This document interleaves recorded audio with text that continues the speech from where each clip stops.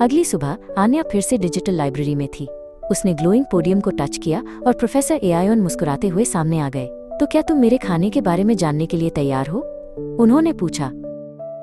आन्या ने उत्साह से सिर हिलाया। हाँ, डेटा आपका खाना कैसे हो सकता है? प्रोफेसर एआयोन बोले, जैसे तुम्हें खाना एनर्जी देता है वैसे ही डेटा मुझे इन्फॉर्मेशन देता है। डेटा मतलब कोई भी जानकारी, जैसे तुम्हारी फोटो, तुम्हारी आवाज या ये शब्द जो हम बोल रहे हैं।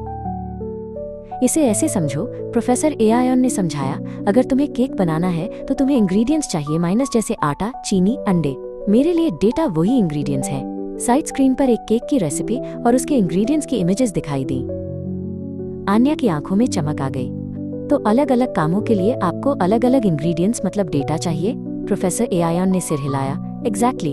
अगर मुझे बिल्लियों को पहचानना सिखाना है तो मुझे हजारों बिल्लियों की फोटोज का डेटा चाहिए। और अगर मुझे तुम्हारी आवाज पहचाननी है तो मुझे तुम्हारी आवाज के सैंपल्स का डेटा चाहिए। स्क्रीन पर अब साउंड वेव्स बन रही थीं, जो आन्या के बोलने पर ऊपर नीचे हो रही थीं। आन्या ने सोचा, लेकिन ये सारा डेटा आता कहाँ से है? इतनी सारी फोटोज और इन्फॉर्मेशन? एक बहुत अच्छा सवाल है, प्रोफेसर एआयोन ने कहा। ये डेटा हम सब मिलकर बनाते हैं। जब तुम ऑनलाइन वीडियो देखती हो, फोटो अपलोड करती हो या गूगल पर कुछ सर्च करती हो तो तुम डेटा बना रही होती हो।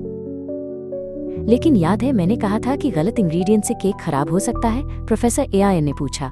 वैसे ही अगर मुझे गलत या अधूरा डेटा मिले तो मैं भी गलत सीखूंगा। इसे गार्बेज इन गार्बेज आउट कहते हैं। आन्या को अब समझ आया, मतलब एआई को अच्छा बनाने के लिए हमें उसे अच्छा और सही डेटा देना होगा। बिल्कुल सही। प्रोफेसर एआयोन मुस्कुराए। लाइब्रेरी की लाइट्स फिर से ब्लिंक हुई। आज का लेसन खत्म।